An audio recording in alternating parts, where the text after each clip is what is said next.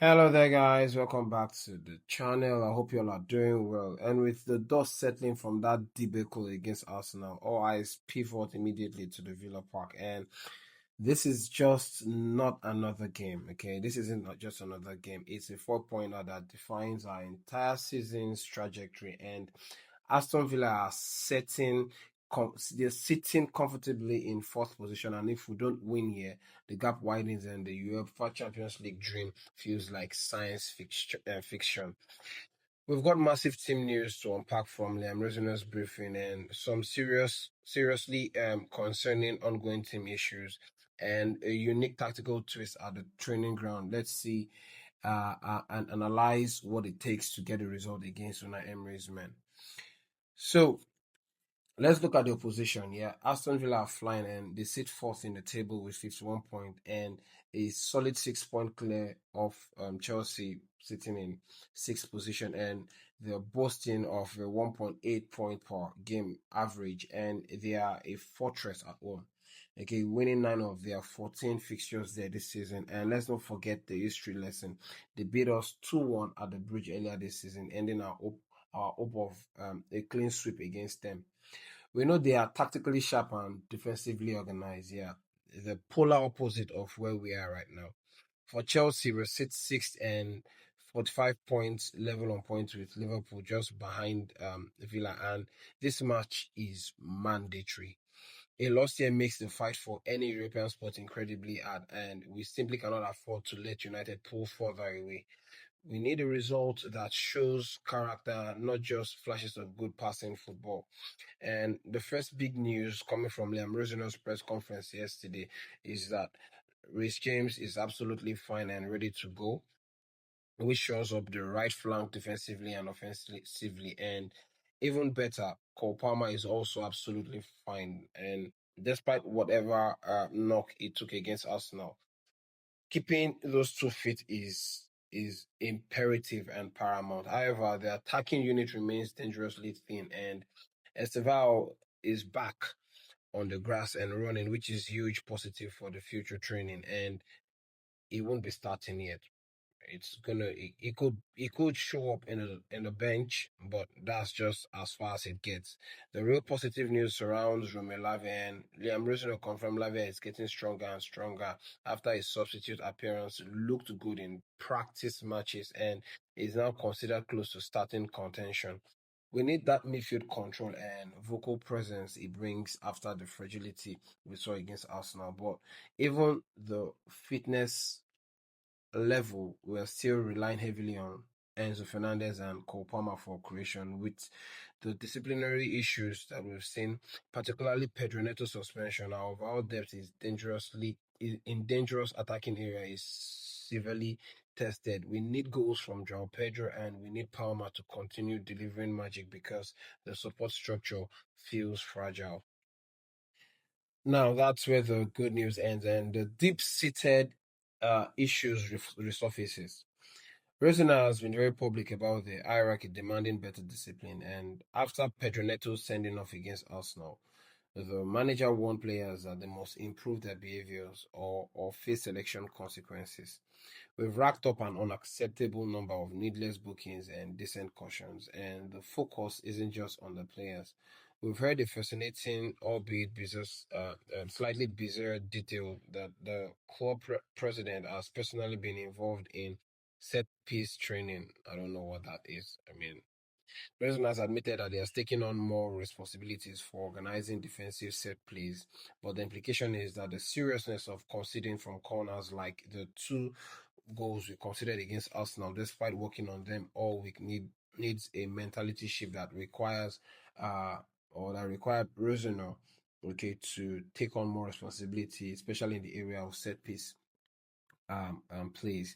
Okay, and that tells you everything about the concentration issues we have when the coach, okay, has to step onto the grass to emphasize the importance of marking someone. You know the mentality is cracked. But we have tall bodies like Chaluba, like Fofana, like Sarr now, like Tosin, even Badiashile, James, Cucurella, not Cucurella, I mean Joel Ato, but zero focus when the ball is in the air, and That's shocking for me. Okay, now let's talk about the critical implication and the battle for European life. This match has seismic implication for both clubs. Now, for Aston Villa, a win here, especially against a direct rival for the European spot, okay, solidifies their Champions League status for next season. And they would have the league double over Chelsea, which is a massive psychological boost, okay, and a cushion that makes our chasing pack look desperate. They win this and they're arguably the strongest candidate for third position. Okay, and for Chelsea, this is a survival football. A loss widens the gap and puts more pressure on the fixtures against Manchester City and that of Liverpool. And if we drop point here, the project looks more like a revolving door. And we need to show that we can grind out a tough away win.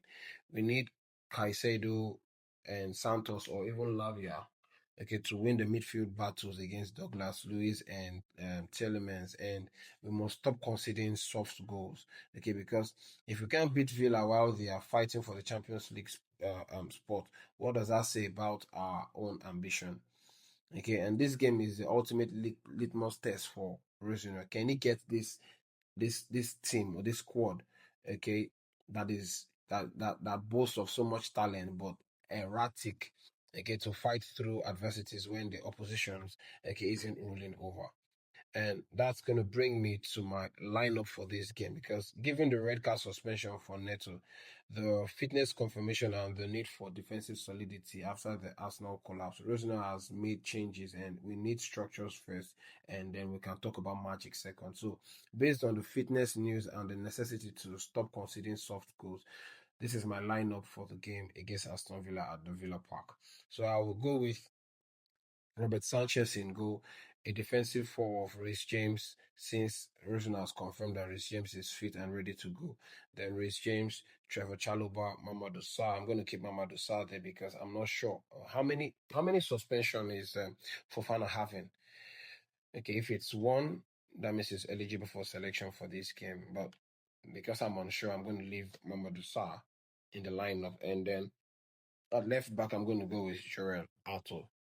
Okay, and then the midfield pivot of Moises Caicedo and Andre Santos with Enzo Fernandez playing as the 10. Then on the right we'll go with Cole Palmer and on the left we'll go with Garnacho. And then as a striker, because those are the only two senior wingers that we have at the moment, the rest are either on fit or they are facing suspension. And then as a striker, we'll go with Joao Pedro. And this is a huge game. We need leadership, concentration, and zero silly challenges. Okay, and what do I think that Chelsea can do? If Chelsea, okay, keep to their discipline or stay disciplined, focused, and do not get erratic or get impatient, then I think that Chelsea can walk away with 3 points at the Villa Park. Okay, but I'm gonna wrap up with this. Yeah, Villa Park will definitely test the very foundation of this team. Will they be able to handle the pressure cooker environment?